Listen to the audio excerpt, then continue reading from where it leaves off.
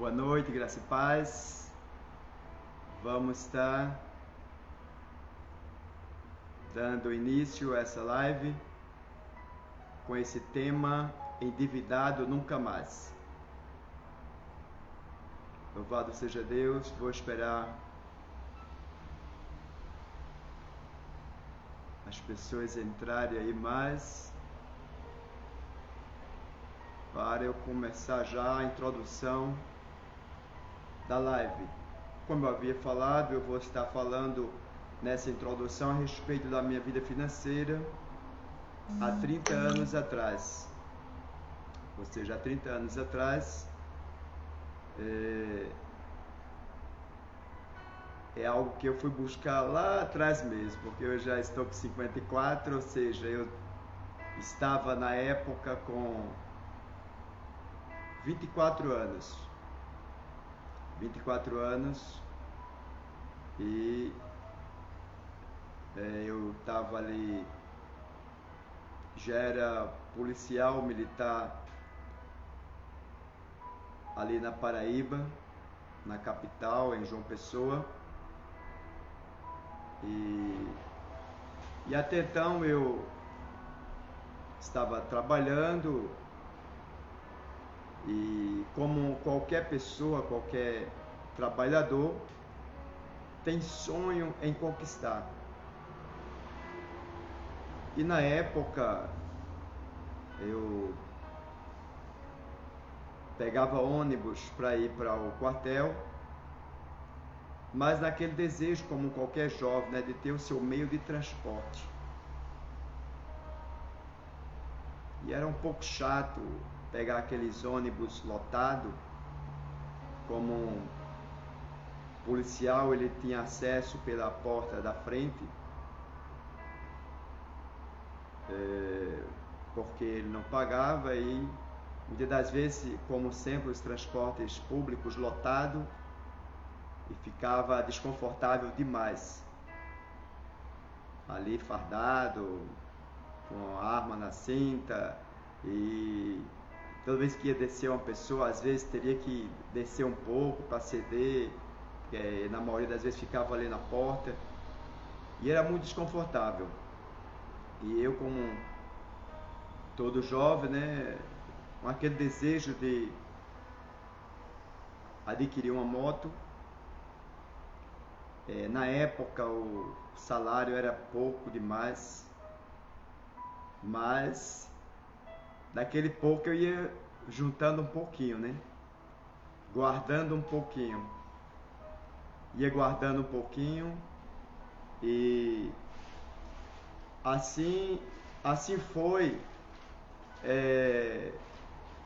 durante alguns tempos, e chegou um determinado momento que o governador ele atrasou, acredito que aproximadamente uns 2 meses, o salário do funcionalismo público. E ali eu já fiquei na expectativa: opa, quando eu receber, aí já vai ser melhor. E nessa época, quem é da Paraíba sabe que existia um trabalho que a polícia militar fazia em conjunto com a polícia civil, chamava-se Operação Manzoá. Para ficar melhor para vocês entenderem, a Operação Manzoá é como aqui fala comando, lá fala blitz, na Paraíba fala blitz. Acho que qualquer tem estado que nomeia, né, esses trabalhos, enfim. Lá na Paraíba chama blitz, aqui chama comando, quando está tendo uma fiscalização policial. E lá em João Pessoa foi criada essa operação chamada Operação Manzoá. E nessa época eu fiz uma permuta de João Pessoa para Campina Grande, porque meu pai, nessa época, o saudoso pastor Benigno, ele estava pastoreando pastoreando uma cidade por nome de Esperança. Fica próximo a Campina Grande.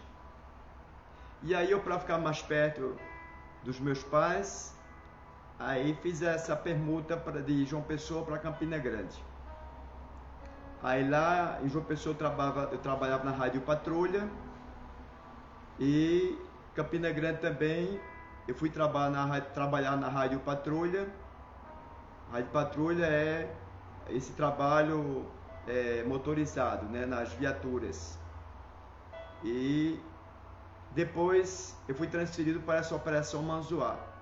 Que essa Operação Manzoá, como eu falei, é fazer comando, fazer fiscalização em todas as entradas e saídas das cidades. E todo policial que trabalhava na Operação Manzoá, eles recebiam diária adicional, ou seja, além do seu salário, recebia a diária adicional. Eu estou vendo que entrou ali a pastora Selma. Deus te abençoe, pastora, bom rever, a irmã Adriana também, glória a Deus. E assim, o policial que trabalhava na Operação Manzoá, ele recebia uma diária adicional. E essa diária era recebida juntamente com o salário no final do mês. Então, como eu já havia falado para vocês, o governador atrasou aproximadamente 2 meses o salário do funcionarismo público nesta época. E eu estou falando, gente, de 30 anos atrás aproximadamente. Aí eu disse, opa, maravilha, estava com salário atrasado. E também as diárias, né, que já eram uma boa ajuda no salário. Falei, agora a moto vai sair. Aí eu lembro que eu cheguei na casa do meu pai, né? Lá, como eu falei, ele estava pastoreando essa cidade por nome de Esperança. E eu falei, ó pai, eu vou comprar uma moto. Meu pai falou, brincadeira, ele achou que era brincadeira, que eu não iria comprar a moto. Aí, sei que um determinado dia, recebi o dinheiro, né, que estava atrasado do Estado, já com as diárias, né, fiquei hiper satisfeito, disse adeus para o ônibus. Aí, inclusive eu fiz negócio, eu comprei a moto de um colega, um policial civil. Ele estava querendo vender para fazer um investimento em um comércio, e eu aproveitei a oportunidade e fiz a compra da moto dele. Foi minha primeira moto, né? Para vocês entenderem um pouco de hoje, nós vamos entrar na Bíblia, mas estou introduzindo com essa história da minha vida, um pouco da minha vida pessoal há 30 anos atrás. E aí eu comprei essa moto e só alegria, né? Muito feliz. Como qualquer pessoa sabe, o primeiro transporte, quando a pessoa compra, é uma alegria, né? A pessoa fica, vamos dizer assim, no bom sentido, se achando, né? E assim eu fiquei, né? Acho que eu tinha aproximadamente 24 anos, por aí.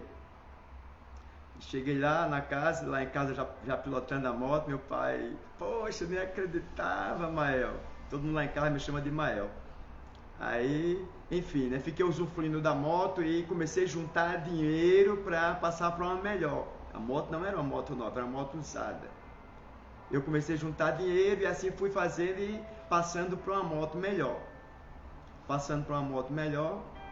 E aí na época eu saí de uma CG, peguei uma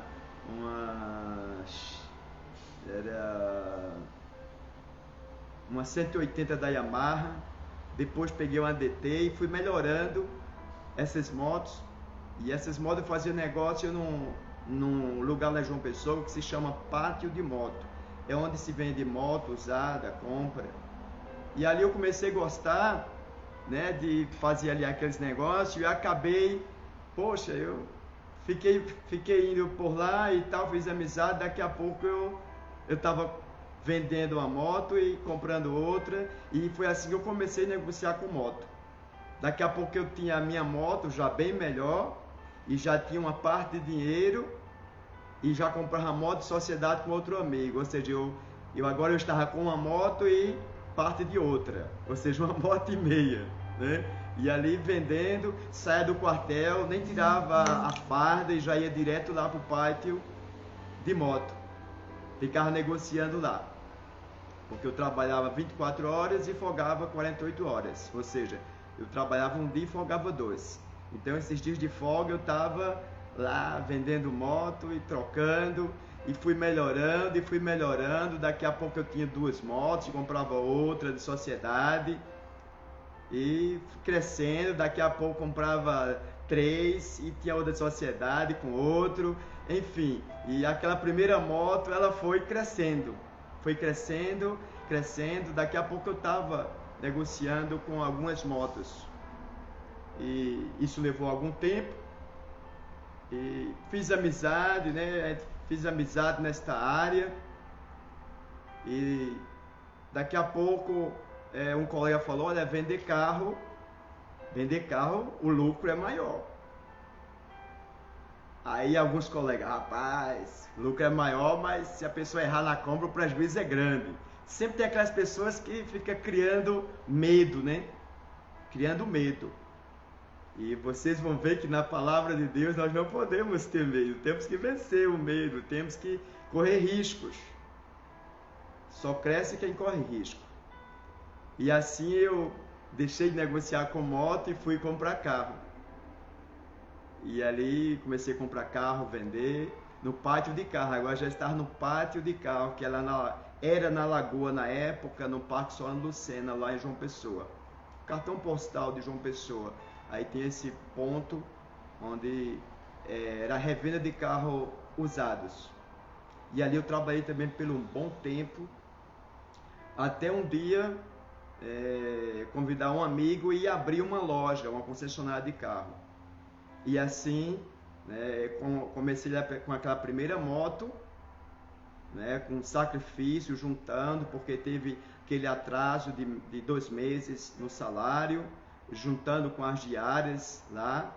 E aquela primeira moto foi uma semente onde eu cheguei lá a ter uma concessionária de carro. E resumindo, em todo esse percurso,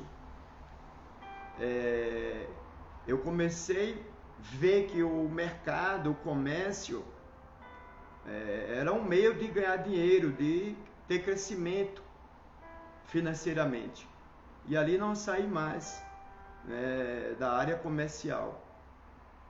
Mas eu quero levar para você, né, essa minha experiência, né, de vida lá como eu falei, de 30 anos atrás, que é para você entender que tudo precisa de uma atitude. A atitude é essa de poupar e de aproveitar as oportunidades. Não podemos deixar passar as oportunidades. A pessoa cresce na vida aproveitando as oportunidades. E tem uma frase que diz assim: quem compra parcelado, leva 1 para casa e paga 2. Preste atenção, leva 1 para casa e paga 2. Quem compra parcelado. Eu estou até lembrando que o ano passado eu fui comprar um carro para minha esposa. Era um dia de sábado. E eu saí daqui de São Paulo, fui lá em São Bernardo do Campos, fazer a compra desse carro, olhar. Já tinha gostado pelas fotos. O vendedor mandou foto, vídeos. E chegando lá, olhando o carro, e o moço falou assim: o senhor vai vir comprar o carro na segunda-feira, porque os bancos, né, são fechados, não dá para fazer o saque do valor total. Eu falei: não, moço, eu vou comprar o carro assim, vou pagar agora o carro. O cara chega e se assustou. Mas por que eu quero falar isso para vocês? Porque quem compra à vista, quem poupa para comprar à vista, pega oportunidades, pega promoções e não entra nessa de comprar 1 e pagar 2. Por que pagar 2? Porque você vai pagar parcelado, você vai pagar juros, enfim, né? Você vai ter prejuízo financeiro, por estar fazendo esta compra, onde você precisava juntar, poupar, para depois investir de uma forma sábia, sem prejuízos. E assim foi o início lá da minha vida financeira. Minha primeira casa eu adquiri, eu tinha aproximadamente uns 26 anos. Lembro que eu estava lá no pátio de moto na época, aí chegou um senhor já de idade, como mais ou menos na minha faixa etária hoje. Aí eu já estava negociando com motos grandes, não era mais moto pequena, as motos grandes da época era CB 400, 450, eu já estava negociando com essas motos. Aí esse senhor bateu o olho em uma das minhas motos e falou: olha, eu tenho uma casa assim, assim, e descreveu como era a casa. E eu nem tinha muito interesse em casa, porque eu já havia até construído uma casa. Eu construí uma casa no terreno do meu pai. Meu pai tinha uma casa de esquina, um terreno grande, então ele doou atrás. Eu construí um, e meu irmão caçula, que já não está mais entre nós, também construiu a dele. Então eu nem me preocupava mais com casa, mas esse homem chegou, gostou da moto e ficou: me interessou a sua moto, vamos lá olhar minha casa, vamos lá, você me dá essa moto e tanto de volta. Aí disse o valor. Aí eu achei que era um bom negócio, né? E quem está no negócio, como eu falei, não pode perder as oportunidades. Aí fui lá, ele montou na moto, mandei ele montar na traseira e fui lá olhar a casa. Quando eu chego lá na rua, a casa era a melhor casa da rua, próximo a uma de esquina, é uma das melhores casas da rua, toda reformada e toda bonita. Aí eu falei: não, o negócio está feito. Aí já dei a moto para ele, dei o valor, fomos no cartório, oficializamos o negócio. Ou seja, eu tinha aproximadamente uns 26 anos, 26, acho que não tinha 27 anos ainda. Eu já tinha minha casa própria, já tinha não sei quantas motos, e estou falando isso para vocês para que vocês entendam. Tudo isso veio da semente lá de trás, daquele primeiro dinheiro que eu recebi dos 2 pagamentos, dos 2 meses de atraso do meu salário como policial militar, juntando com as diárias da Operação Manzoá. Ou seja, aquele dinheiro, eu fiz daquele dinheiro uma semente que ficou em fase de crescimento, me trazendo os resultados. E hoje todos os bens que eu tenho, todo o meu patrimônio, faz parte daquela semente lá de trás, que eu comecei só fazendo ela crescer, multiplicar e ter uma boa qualidade de vida e ter uma vida financeira totalmente tranquila. Então eu quero nesta live passar para todos vocês que me assistem que para a pessoa realizar sonhos precisa poupar. Para a pessoa poupar precisa investir. Não tem como a pessoa realizar sonhos se a pessoa não poupar. Há necessidade de poupar. Aqui na minha casa, eu e a minha esposa, nós usamos uma frase: apertar o cinto. Ou seja, nós vivemos em cima de meta e lutamos para atingir. Enquanto nós não atingimos, nós não iremos sair do alvo. Após atingir, já entramos em uma outra meta. E vocês vão ver biblicamente que isso é a maneira correta de nós cristãos absorver e colocar em prática. Ou seja, eu tive um grande professor. Está a minha irmã Iris, não sei se tem alguma outra irmã. Iris é a minha irmã mais velha. Ela sabe do que eu estou falando. O nosso pai era um grande professor em poupar. Meu pai também, ele foi policial militar e ele, em toda a sua época como policial, ele também poupou, juntou, sempre teve casa própria e também comprava uma outra casa, reformava, vendia, comprava outra casa, reformava, vendia. Depois que meu pai partiu para Jesus, eu conversando com a minha mãe, ela até falou: meu filho, às vezes vocês estavam dormindo e eu estava com seu pai trabalhando como se fosse ajudante de pedreiro, que meu pai era muito inteligente. Meu pai, ele não tinha essa, se ele fosse fazer um serviço de pedreiro, ele fazia, se ele fosse fazer um serviço de elétrica, ele fazia, ou seja, ele chegava do quartel e não tinha essa de ficar lá dormindo, não. Ele sempre foi muito trabalhador, tanto que nas igrejas ele fazia, onde ele chegava, ele aumentava os templos, casa pastoral, enfim, e era um homem que poupava muito, juntava muito, e assim, sempre ele teve essa visão também. Eu lembro que depois mesmo que ele ficou de idade, e quando eu estava com loja de carro, de vez em quando eu também comprava um carro com o dinheiro dele, colocava lá na loja, com a margem de lucro, vendia, devolvia o dinheiro para ele com a margem de lucro. Ou seja, meu pai também sempre foi esse homem que sempre poupou, nunca vi meu pai pagar uma conta atrasada, sempre foi muito controlado, e ele para mim foi um grande professor, um grande mentor na minha vida financeira.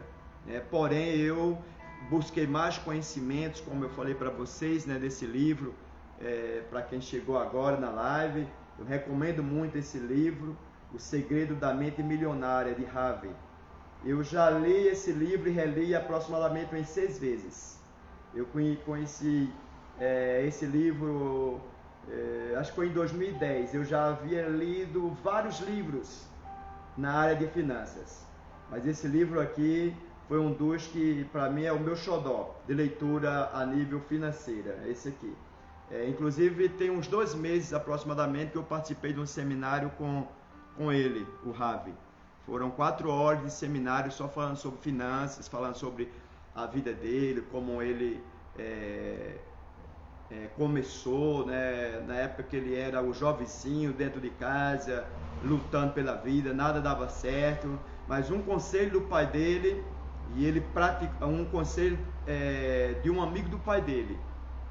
Chegando lá na casa do pai dele, ele absorveu o conselho, colocou em prática e mudou a vida dele. Então, o tema dessa live está aí, endividado nunca mais.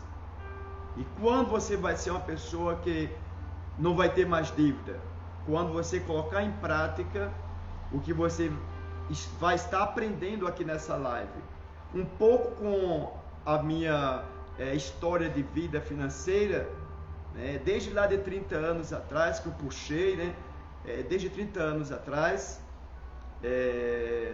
assim, com muita economia, com muitos esforços, poupando muito. Lembro que uma vez até em uma ministração com contexto lá na igreja, eu até falei que quando eu era solteiro, o meu café da manhã, eu mordia um pedaço de maçã, uma fatia de bolo e ia embora trabalhar. Aí eu almoçava na rua, a janta, quando eu chegava também era parte de pedaço de maçã, pedaço de bolo que eu deixava na geladeira. Ou seja, assim, ninguém consegue realizar sonhos se não poupar, se não apertar o cinto.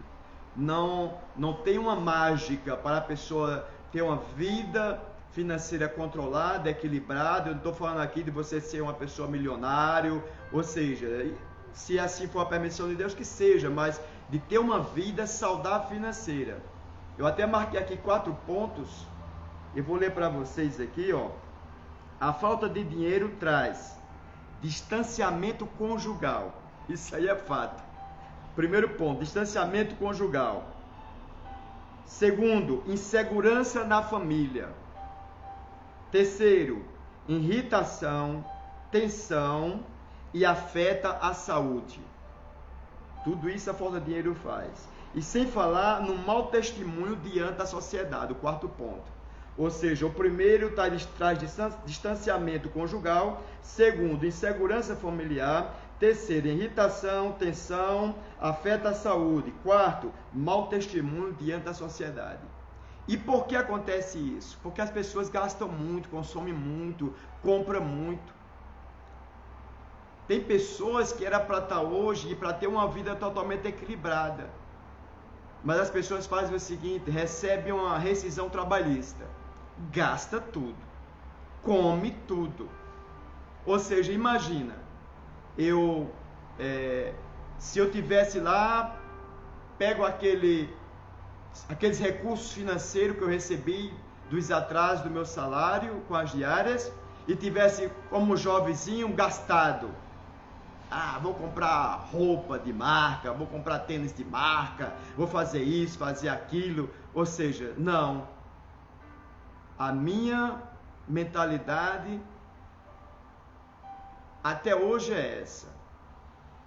Se a pessoa ganha, exemplo, R$1.000, a pessoa gasta lá 700, no máximo estourando 800, mas guarda 200. Porque não adianta você guardar coisinha pouca que não vai resolver. Então você vai tirar ali no mínimo 20% de R$1.000, né? Estou falando R$1.000, mas aí se é de 2, de 3, de 4, de 5, e você vai guardando, e depois você vai investir. Existem vários tipos de investimento na linha dos bancos, que você pode fazer lá, investimento que seja trimestral, semestral, anual. Seu dinheiro fica lá, o banco usando e lhe dá um percentual de juros. Ou seja, e ali você cria aquela programação, aí daqui a 3 anos eu tenho aquele valor, e aquele valor agora eu vou fazer um investimento em algo. Esse algo pode ser o quê? Pode ser uma viagem para fora do país, pode ser uma viagem num país mesmo. Gente, isso é um absurdo. A gente vê na televisão pessoas que saíram da sua cidade natal e as pessoas não têm condição de ir visitar a sua parentela. Isso é um grande absurdo, uma coisa dessa. Ou seja, tudo que a pessoa ganha, a pessoa come. Pessoa gasta. Se é uma rescisão trabalhista, se é qualquer dinheiro extra que a pessoa ganha, a pessoa gasta. A pessoa consome. Antes de entrar o dinheiro na conta, a pessoa já está fazendo planos. Eu vou comprar isso, comprar aquilo, comprar isso, comprar aquilo. Ou seja, não consegue gastar dinheiro, não consegue acumular dinheiro, só gasta. Inclusive, eu estou puxando as coisas, né? Não recordo, tem aproximadamente uns 5 anos, 5 anos atrás, que eu fiz uma doação de um cordão de ouro para a igreja, para trocar todo o carpete da igreja. Hoje o carpete que está lá na igreja foi de um recurso de uma doação que eu fiz de um cordão de ouro. Eu tinha esse cordão há bem 20 e poucos anos. Essa pulseira aqui também eu tenho aqui. Essa pulseira ela é mais velha do que o meu filho Eduardo, que vai fazer 26 anos. Essa pulseira deve ter uns 28 anos, aproximadamente. Bem jovenzinho eu comprei. E aí, esse cordão de ouro também, aí eu fiz a doação para a igreja. E assim um irmão comprou para sua esposa e esse dinheiro foi revertido lá no carpete, de todo o carpete da igreja.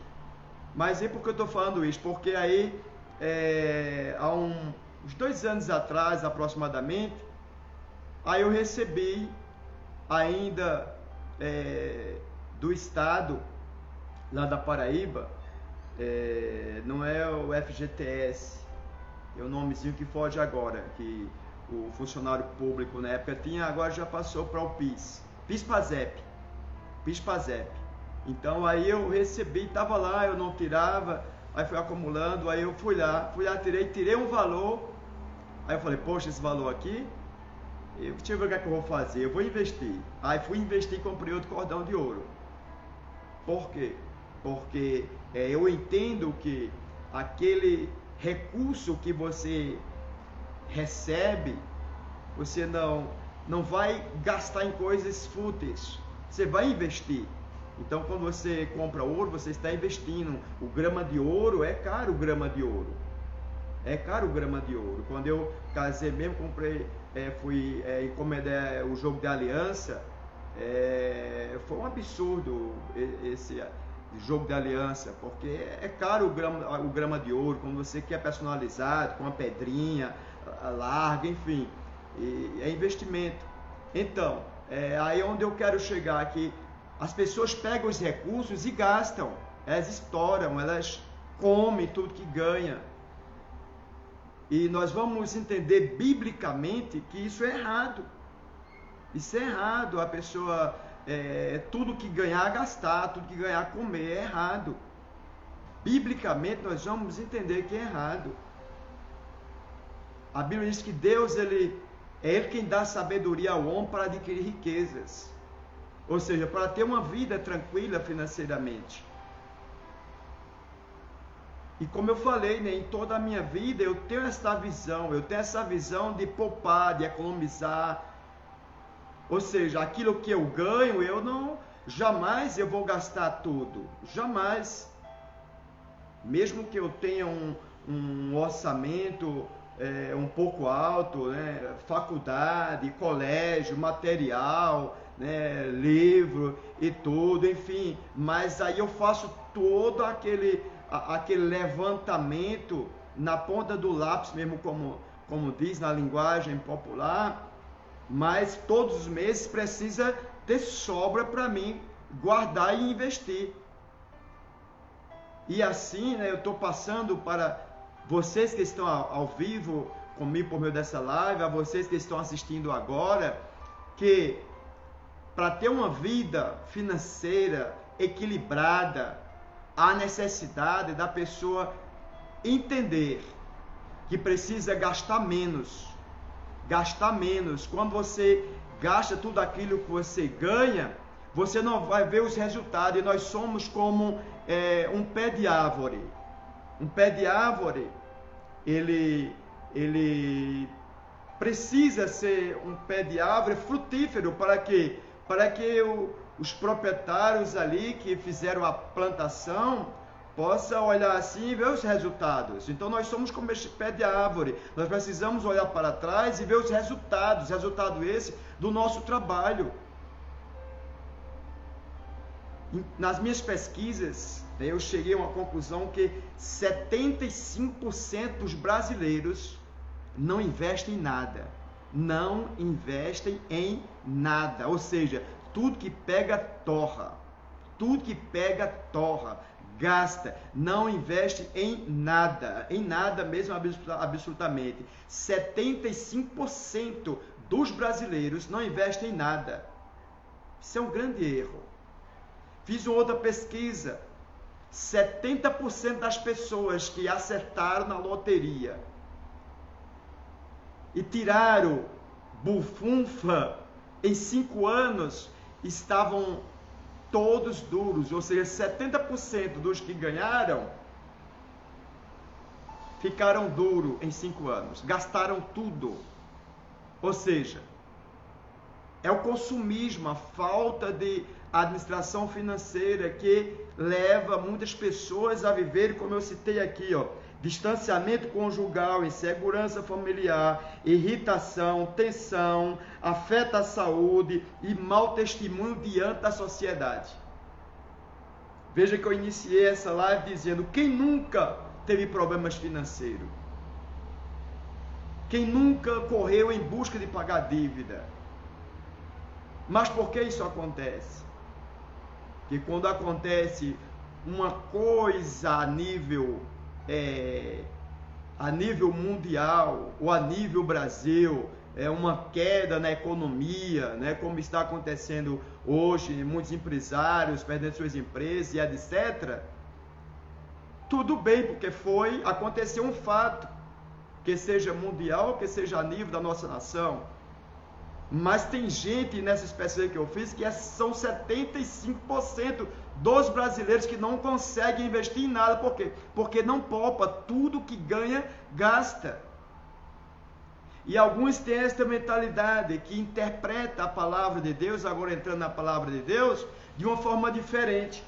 Primeira epístola de Paulo a Timóteo, capítulo 6, versículo 10, a Bíblia diz que o amor ao dinheiro é a raiz de todos os males. Ou seja, as pessoas dizem assim, o dinheiro é a raiz de todos os males. Não, o dinheiro não é a raiz de todos os males. A raiz de todos os males é o amor ao dinheiro. O amor ao dinheiro que é a raiz de todos os males. Ou seja, o dinheiro depende de quem vai administrar. Se a pessoa usar o dinheiro, né, em benefício da sua família, está sendo bênção. Então, assim, a Bíblia diz que o amor ao dinheiro é a raiz de todos os males. E muitos, né, que focaram no amor ao dinheiro, até a fé caiu. Mas é porque as pessoas ficam presas ao dinheiro, alienadas ao dinheiro, e aí já começa a entrar a avareza. Então nós vamos ver que biblicamente o certo é poupar e investir. Você vai investir na sua família, você vai investir em uma bela viagem, você vai investir em belos passeios, você vai investir, enfim, em tantas e tantas coisas para que a sua família viva bem. Mas como você vai investir gastando tudo, nada sobra? Como eu falei no início, quem compra parcelado leva um para casa e paga dois. A pessoa vai lá na concessionária, compra um carro em 24 ou 36 ou 48 meses, a pessoa levou um para casa e vai pagar dois. Vai numa loja dessa, como Casas Bahia, Loja 100, enfim, e compra uma geladeira, compra parcelado, ao invés de estar levando um para casa e paga duas. Aonde ela poderia economizar, pegar e buscar promoções.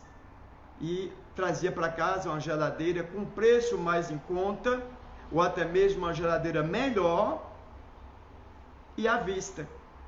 Ou seja, as pessoas nessa pesquisa que eu fiz, elas têm dificuldade de economizar, porque na cabeça delas só vem a frase comprar, comprar, comprar, comprar, comprar. E comprar o quê? Comprar o que não precisa, comprar roupas que não precisa, comprar sapatos que não precisa, as mulheres, né, que compram mais. Ou seja, compra, compra, compra e compra. Aí na hora que a Bíblia diz que nós temos que ter para dar, a pessoa não tem. Como é que vai ter se a pessoa não poupou, se a pessoa não economizou? Então não existe mágica. A pessoa, para investir, primeiro só investe quem poupa. Só adquire quem poupa. Só realiza sonhos quem poupa. Então, há necessidade de poupar. Vamos para a palavra de Deus. Eu gostaria que você aguçasse a audição aí, para você entender tudo agora à luz das Escrituras. Eu vou estar lendo no Evangelho de Mateus, capítulo 25. Capítulo 25, vou começar a ler do versículo 14. Evangelho de Mateus, aqui, a parábola dos talentos. A parábola dos talentos. Diz assim a palavra de Deus: E também será como um homem que, ao sair de viagem, chamou seus servos e confiou-lhe os seus bens. E a um deu 5 talentos, a outro 2 e a outro 1. E cada um de acordo com a sua capacidade. Ele deu a cada um de acordo com a sua capacidade de administrar. Em seguida partiu de viagem. O que havia recebido os 5 talentos saiu imediatamente, aplicou-os e ganhou mais 5. Também o que tinha 2 talentos ganhou mais 2. Mas o que tinha recebido 1 talento saiu, cavou um buraco no chão e escondeu o talento do seu senhor. Depois de muito tempo, o senhor daqueles servos voltou e acertou conta com eles. acertou contra com eles. O que recebido os 5 talentos, trouxe os outros 5 e disse: o Senhor me confiou 5 talentos. Veja, eu ganhei mais 5. O Senhor respondeu: muito bem, servo bom e fiel. Você foi fiel no pouco, eu porei sobre o muito. Venha e participe da alegria do seu Senhor. Veio também o que tinha recebido 2 talentos e disse: o Senhor me confiou 2 talentos. Veja, eu ganhei mais 2. O Senhor respondeu: muito bem, servo bom e fiel. Você foi fiel no pouco, eu porei sobre o muito. Venha e participe da alegria do seu Senhor. Por fim veio o que tinha recebido 1 talento e disse: eu sabia que o Senhor é um homem severo, que colhe onde não plantou e junta onde não semeou. Por isso tive medo, saí e escondi o seu talento no chão. Veja, aqui está o que lhe pertence. O Senhor respondeu: servo mau e negligente, servo mau e negligente. Você sabia que eu colho onde não plantei e junto onde não semeei. Então você devia ter confiado o meu dinheiro aos banqueiros, para que, quando eu voltasse, o recebesse de volta com juros. Tirem o talento dele e entreguem-no ao que tem 10, pois a quem tem mais será dado, e terá em grande quantidade. Mas quem não tem, até o que tem lhe será tirado. E lance fora o servo inútil, nas trevas, onde haverá choro e ranger de dentes. Veja, vocês aí que estão comigo assistindo esta live, e a você que vai assistir depois. Agora, à luz da palavra de Deus, veja que a Bíblia ela fala que o Senhor ia viajar. Esta parábola foi Jesus que contou. Um certo senhor ia viajar e chamou 3 dos seus servos e falou: olha, a você pegue 5 talentos. Você eu te dou 2 talentos e a você 1. Ou seja, o primeiro ganhou 5, o segundo homem ganhou 2 e o terceiro ganhou 1 talento. E o que nós analisamos aqui é que a Bíblia diz que a cada um ele deu de acordo com a sua capacidade de administrar. Ou seja, se a cada um ele deu de acordo com a sua capacidade de administrar, isso significa que é como se fosse de igual para igual. O que ganhou 5 tinha capacidade de ganhar os 5 e administrar bem os 5. O que ganhou 2 havia capacidade de ganhar aqueles 2 e administrar bem aqueles 2. O que ganhou 1 também havia a capacidade de administrar aquele 1 que ganhou. É como você que ganha o seu salário. Você pode dizer: eu só ganho um salário mínimo, ou um salário mínimo e meio, ou 2 salários mínimos. Ou seja, você ganha o que você é capaz de administrar. E o que Deus exige de você é que você, com esse salário mínimo, ou com 2 ou com 3 que você ganha, é que você não coma esse salário, ou seja, que você não coma esse talento que Ele está dando. Que você administre bem as suas finanças, mas que pegue parte desse talento ou desses talentos, seu salário, e você faça crescer esse salário, multiplicando este salário. Veja que o primeiro que ganhou 5 talentos, seu senhor disse assim: olha, muito bem, servo bom e fiel, entra agora e se alegra no gozo do teu senhor, porque eu te dei 5 e você agora me diz que ganhou mais 5, tem 10 talentos. E sem falar, igreja, que um talento na época lá, né, dos romanos, um talento é como fosse hoje equivalente a 50, 60 mil reais, porque cada um talento tinha não sei quantos quilos de ouro. Então é equivalente a 50, 60 mil reais hoje. Então o que recebeu 5 talentos multiplicou para 10 talentos.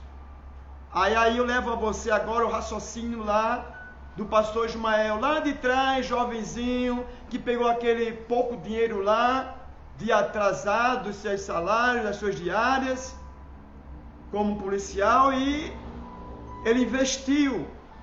E após investir, começou ali a juntar mais e foi trocando de moto, daqui a pouco tinha uma moto e meia, 2 motos, 3 motos, e aí foi até também assim sucessivamente com carros.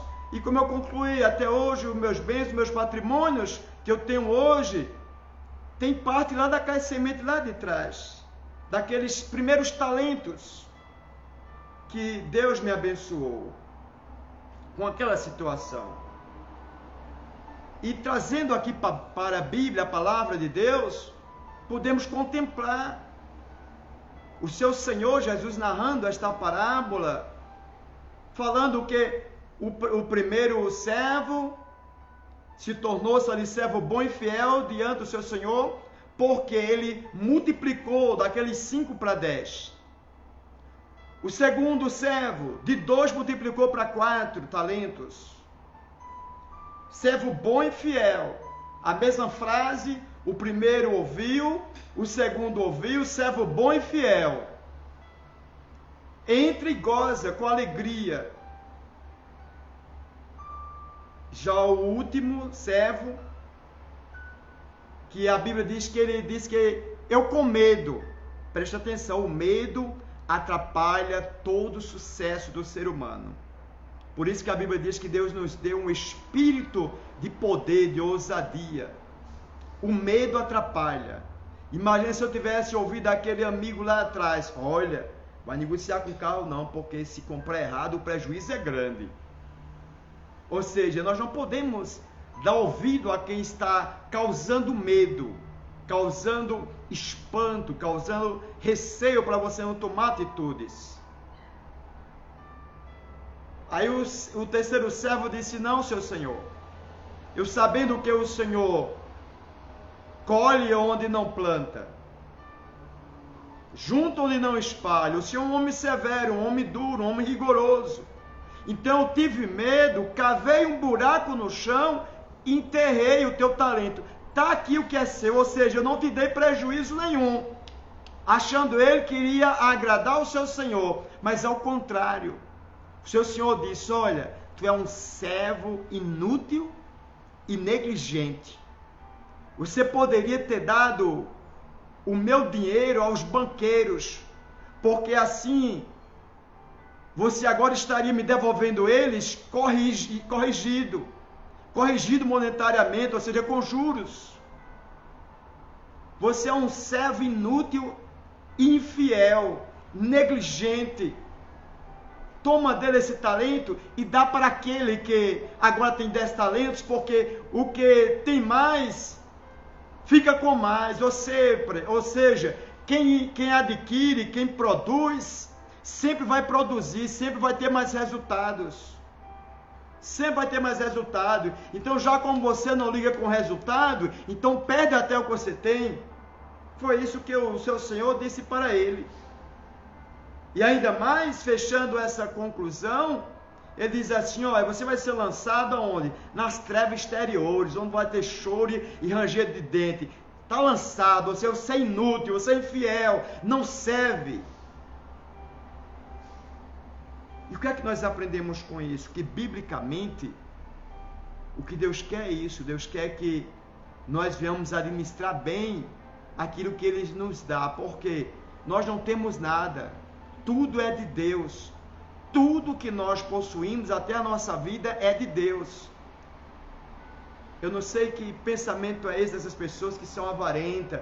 não quer dar 1 quilo de comida para ninguém, não serve um almoço para ninguém, não abençoa ninguém com nada, não sabe? É uma avareza, nunca tem nada para dar. Isso é uma coisa que está fora da palavra de Deus. A Bíblia diz no Evangelho de Lucas, capítulo 6, versículo 46, versículo 48, dai e ser-vos-á dado, a boa medida, recalcada, sacudida e transbordando. Ou seja, quando eu abro a minha mão e dou, quando eu abro a minha mão e sou generoso, eu vou receber. Agora tem gente que quer ficar só na condição de receber. Como aquela frase que as pessoas dizem, venha só a nós e vosso reino nada. Ou seja, a pessoa só olha para o umbigo dela, só quer receber. Isso é antibíblico. Biblicamente é dar, estender a mão ao necessitado. E nós precisamos viver a palavra de Deus. Então, logo a início aqui, já nos deparamos com esta parábola, onde a Bíblia mostra para nós que Deus, Ele quer que nós venhamos multiplicar e ter a nossa vida, as nossas finanças equilibradas, sem falta. Sem falta. Por quê? Como eu falei, os 4 pontos.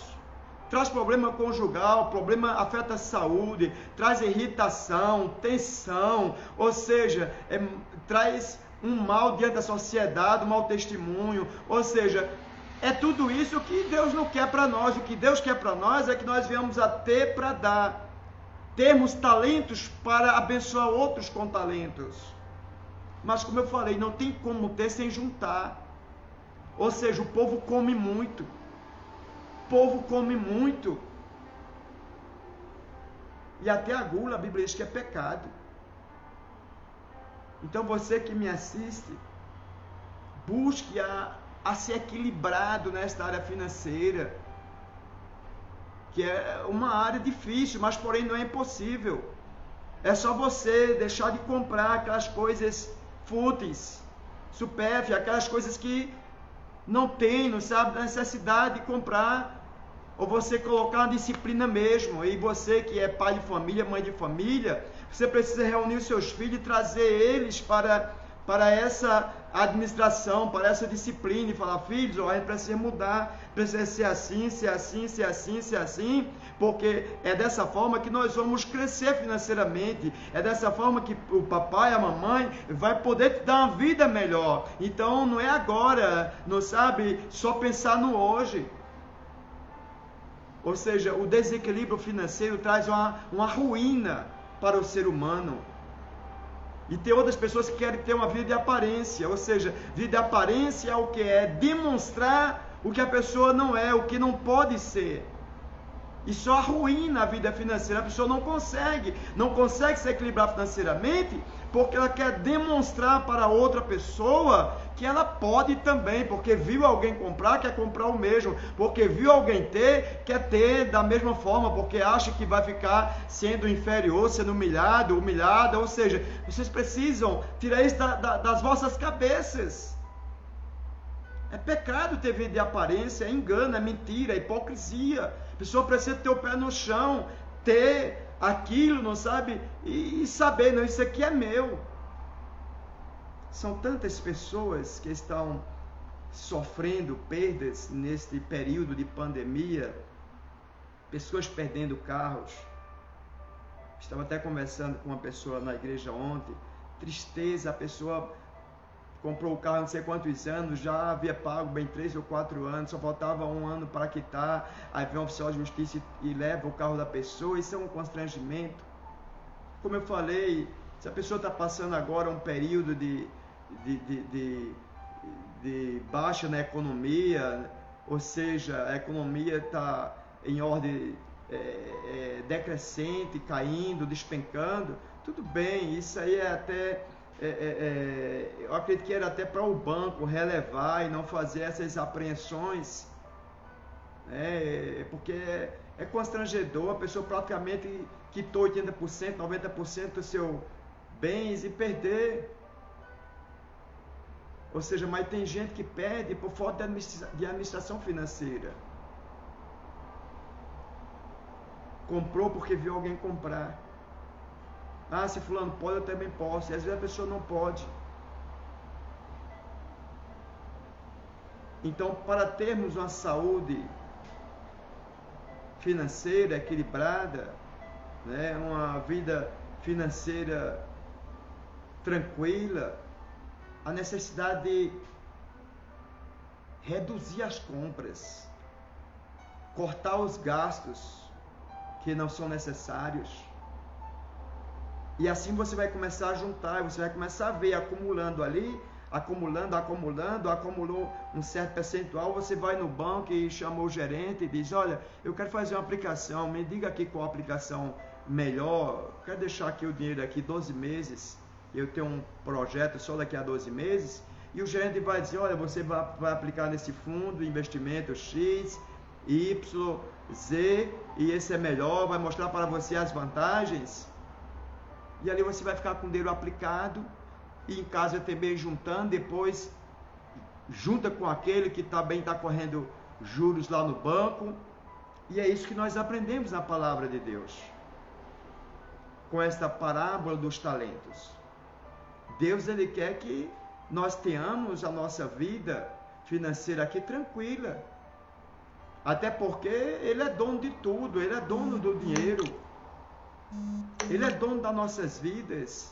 A Bíblia diz que os céus e os mais altos céus e a terra e tudo que está na terra é de Deus, ou seja, tudo pertence a Deus, somos de Deus, tudo pertence a Deus.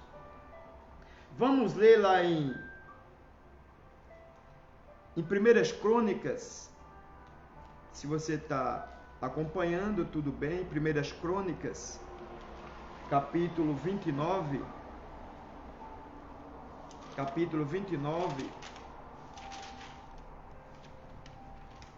capítulo 29, nós vamos ler o versículo 10, do 10 ao 14. 1 Crônicas, capítulo 29, do 10 ao 14.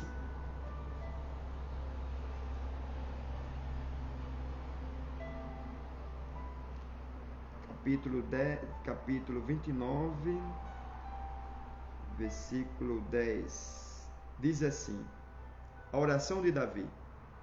Davi louvou ao Senhor na presença de toda a assembleia, dizendo: bendito sejais, ó Senhor, Deus de Israel, nosso Pai, de eternidade a eternidade, de eternidade a eternidade. Teus, ó Senhor, são a grandeza, o poder, a glória, a majestade e o esplendor, pois tudo o que há nos céus e na terra é teu. Teu, ó Senhor, é o reino, tu estás acima de tudo. A riqueza e a honra vêm de ti. Tu dominas sobre todas as coisas. Nas tuas mãos está a força e o poder para exaltar e dar força a todos. Agora, nosso Deus, damos-te graça. Agora, nosso Deus, damos-te graça e louvamos o teu glorioso nome. Mas quem sou eu e quem é o meu povo para que pudéssemos contribuir tão generosamente como fizemos? Tudo vem de ti e nós apenas te demos o que vem das tuas mãos. Ou seja, entendemos aqui, nesta oração de Davi, que as riquezas vêm de Deus, é de Deus, ou seja, tudo vem de Deus e é de Deus, inclusive nós. Entendemos lá, voltando à parábola dos talentos, que Deus ele vai cobrar isso de nós.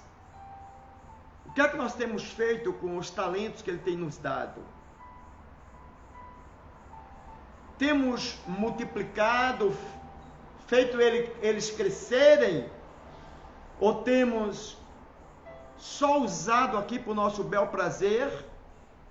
É como aquele último servo que enterrou. disse assim: eu devolvo o que é teu, ou seja, eu não te dei prejuízo. Ele disse: não, eu não estou aqui para ver a questão de só o que é meu, eu quero aquilo que é meu e algo mais. Ou seja, é isso que aprendemos. E aqui nessa oração de Davi, no versículo 12 diz, ó: a riqueza e a honra vêm de ti. Ou seja, não podemos ter uma mente essa achando que eu não posso ser rico, você não pode ser rico. Como? Se a riqueza vem de Deus, tudo é de Deus, tudo foi Deus que criou aqui nesta terra, inclusive nós, e também as riquezas deste mundo. Então nós vamos ver também biblicamente que a Bíblia diz que nós estamos neste mundo ímpio e nós precisamos ser dignos de administrar as riquezas deste mundo. Porque se nós não formos dignos de administrar as riquezas deste mundo ímpio, como nós iremos administrar as riquezas verdadeiras, que são as celestiais? Então, você que me assiste com o tema desta live, endividado nunca mais. Então, se você praticar um pouco do exemplo da minha história financeira, e olhando agora à luz da palavra de Deus, você vai ter uma outra vida. Ou seja, você não vai viver mais com essa tensão financeira, com esses problemas financeiros, com essas crises familiares por causa das finanças, talvez ter problema de saúde por causa das finanças. Se você praticar o que a Bíblia diz, você leve isso para a sua vida. Essa parábola dos talentos é Deus nos falando para nós. Deus falando para nós: olha, eu preciso que vocês peguem os seus recursos financeiros todos os meses, mas não gastem todos. Vocês busquem fazer ali um pouco a cada mês, e esse pouco a cada mês, para que eles virem um montante, para que com esses montantes vocês possam ter uma vida tranquila, saudáveis. Ou seja, é isso que Deus quer para nós, que nós venhamos ter esta vida tranquila financeiramente, tendo para dar e não pedir emprestado, como a Bíblia fala. Deuteronômios capítulo 28. Deuteronômios capítulo 28. Fique comigo, compartilhe essa live, para que você possa abençoar outros. Você que está sendo abençoado, abençoada, compartilhe esta live, para que outras pessoas possam também, com esse meu pouco testemunho da minha vida financeira e também à luz da palavra de Deus, possa ter mudança na sua vida. Deuteronômios capítulo 28, versículo 12 ao 14, diz assim, ó: o Senhor abrirá o céu, o depósito do seu tesouro, para enviar chuva à terra no devido tempo, e para abençoar todo o trabalho das suas mãos. Vocês emprestarão a muitas nações, e de nenhuma tomarão emprestado. O Senhor fará de vocês a cabeça das nações, e não a cauda, se obedeceres aos mandamentos do Senhor, o seu Deus, que hoje lhes dou, e os seguirem cuidadosamente. Vocês estarão sempre por cima e nunca por baixo.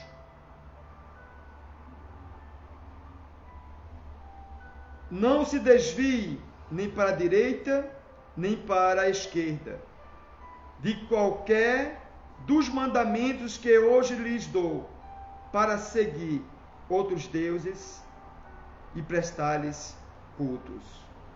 Ou seja, frisando aqui o versículo 13: o Senhor fará de vocês cabeças sobre as nações e não cauda. Ou seja, entendemos que é isso que Deus quer para nós. Que nós estejamos por cima e não por baixo. Que nós sejamos cabeças e não caudas.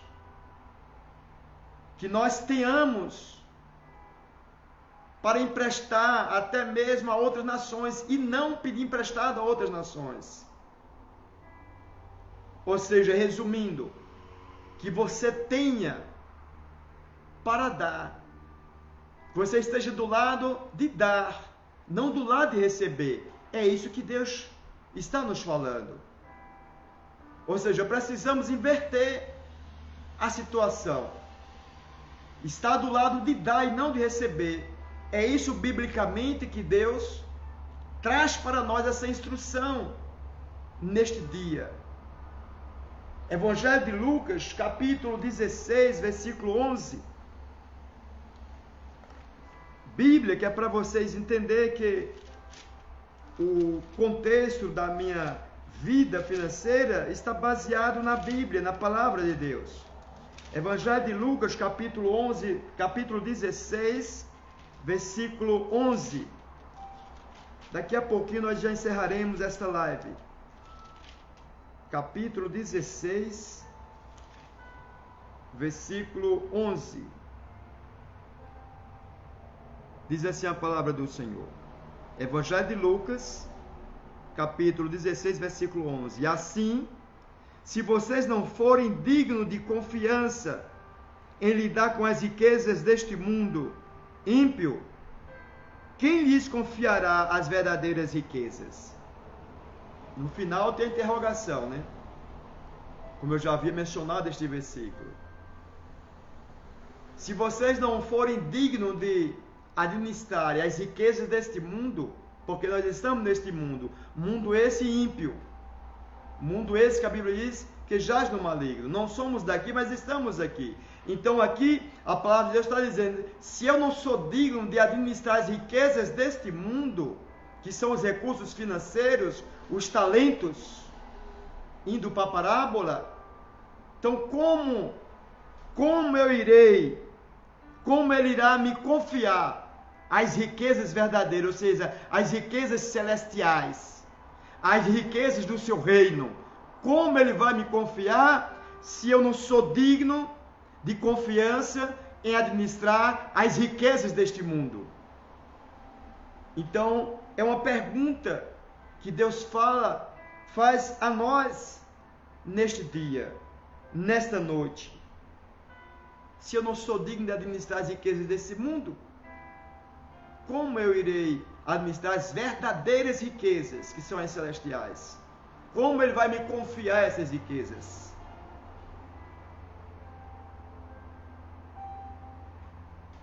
E eu sei que nessa pesquisa que eu fiz, que encontrei a conclusão de 75% dos brasileiros que não fazem investimento nenhum, eles não têm culpas, porque de repente aprenderam errado. É como o Harvey, o autor desse livro, ele diz que nesse livro ele ensina as pessoas a desaprender, ou seja, desaprender aquilo que aprenderam lá de trás, com seus pais, né? Tantas frases, né, que a pessoa escuta, né, que as pessoas interpretam a Bíblia diferente. Dinheiro é a raiz de todos os males. E não é assim que a Bíblia diz, né? Como eu mencionei para vocês aqui, a Bíblia diz que é o amor ao dinheiro que é a raiz de todos os males. Eu estava até brincando com meu filho, acho que foi ontem. Toda vez que ele pega dinheiro, eu falei, meu filho, lava as mãos, porque o Covid está no dinheiro. O dinheiro é sujo, ou seja, o dinheiro não é sujo. Eu até brinquei com ele, o dinheiro não é sujo. Sujo é as mãos das pessoas que pegam.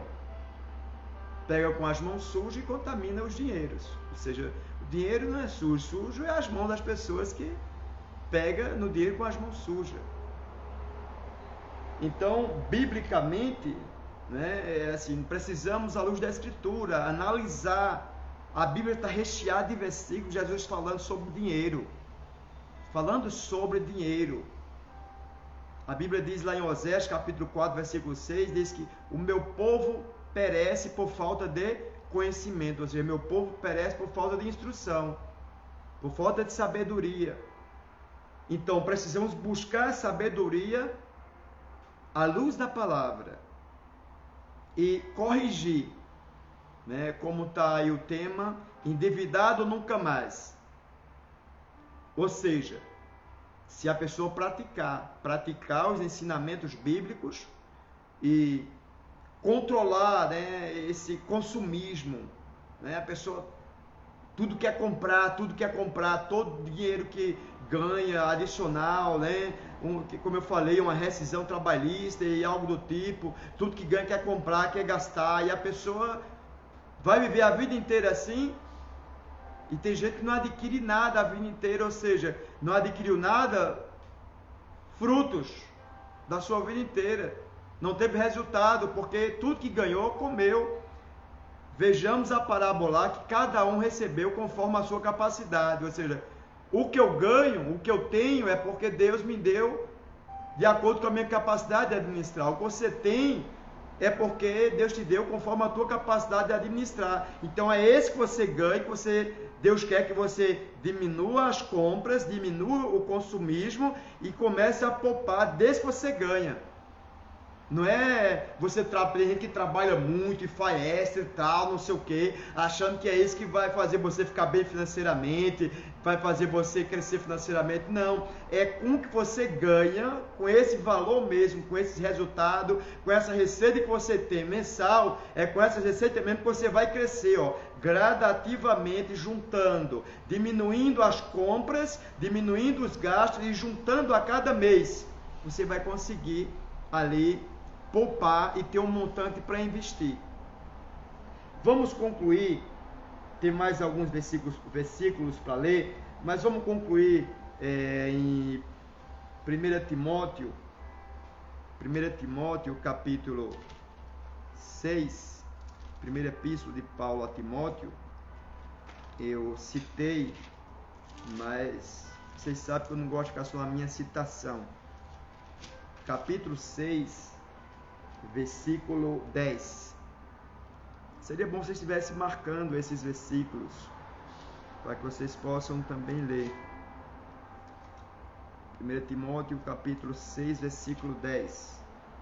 Diz assim, ó: pois o amor ao dinheiro é a raiz de todos os males.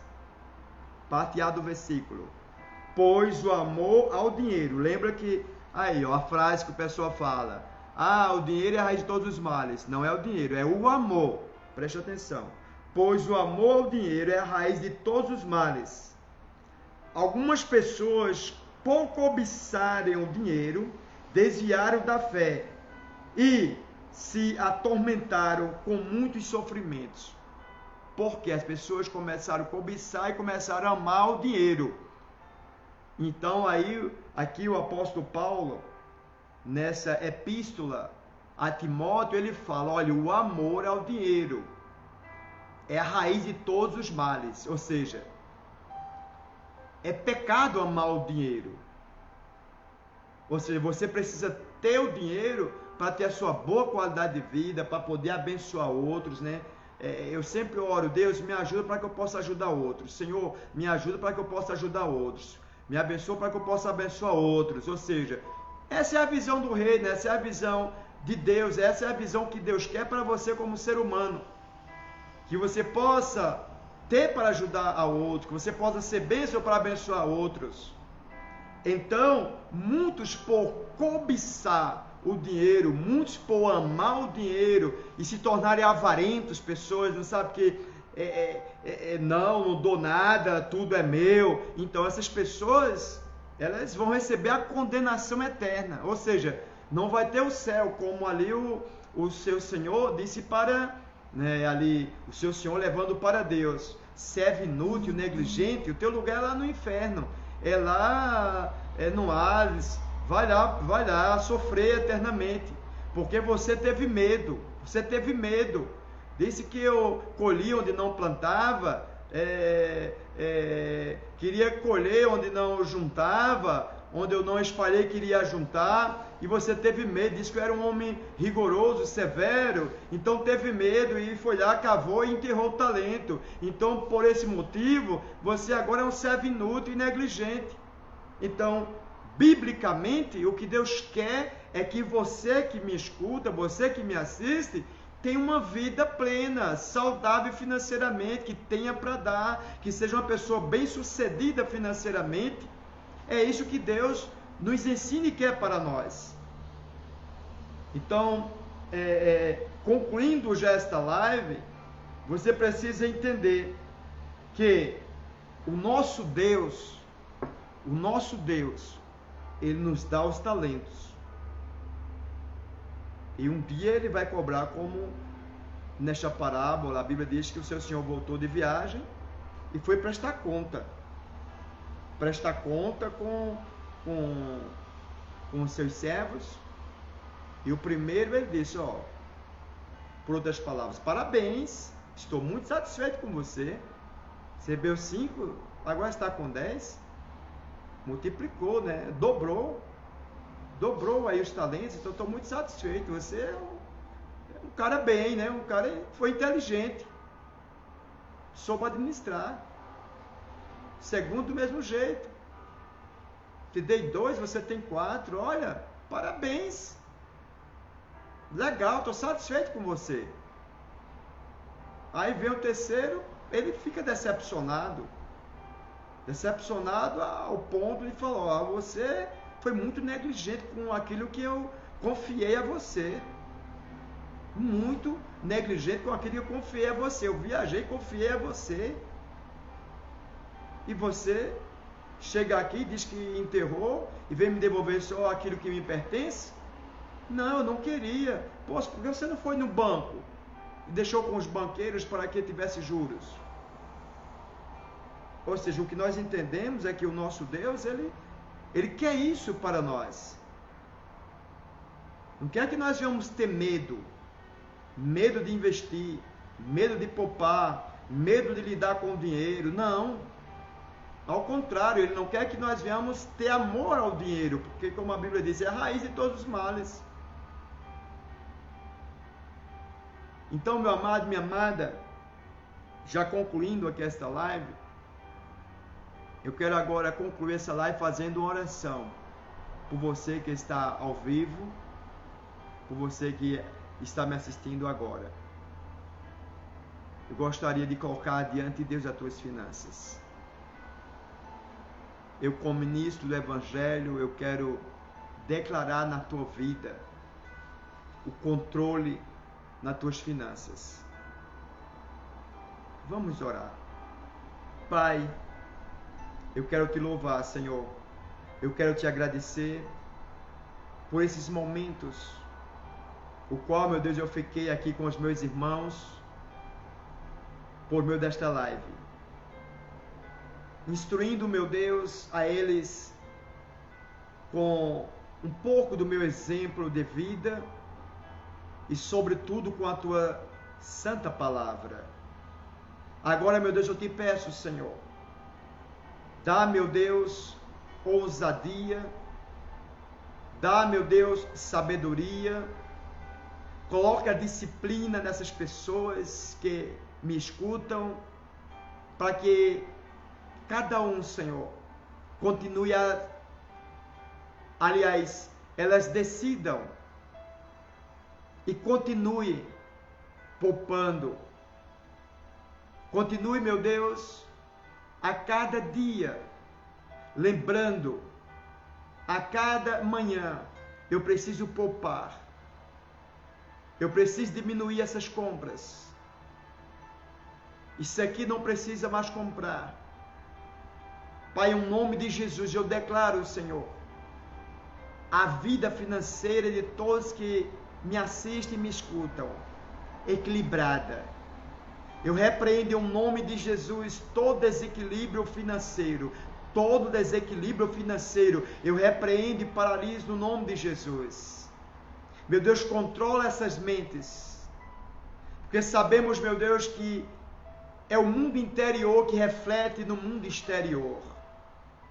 Então, Pai, em nome de Jesus, eu oro a Ti, Senhor, dá sabedoria a este homem, dá sabedoria a esta mulher para administrar suas finanças, para que este povo possa, Senhor, ter uma vida tranquila, ter uma vida equilibrada financeiramente e possa viver feliz, como assim a Tua palavra nos ensina a viver, atendo para dar, Senhor. Essa é minha oração, no maravilhoso nome de Jesus. Amém e graças a Deus.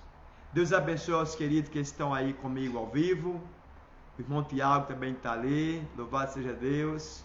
Deus abençoe a sua vida, meu irmão. Estou vendo ali também a Adriana. O Anderson está, a diaconisa Mônica e outros que não dá para reconhecer. Deus abençoe a todos vocês. A minha irmã também, que entrou, eu vi, a Iná também entrou. Deus te abençoe, Iná. Beijão. Te amo. Deus abençoe aí a todos que ficaram comigo este período, tá? Deus abençoe e que a bênção de Deus esteja com vocês e em especial na vida financeira. Deus abençoe. Forte abraço.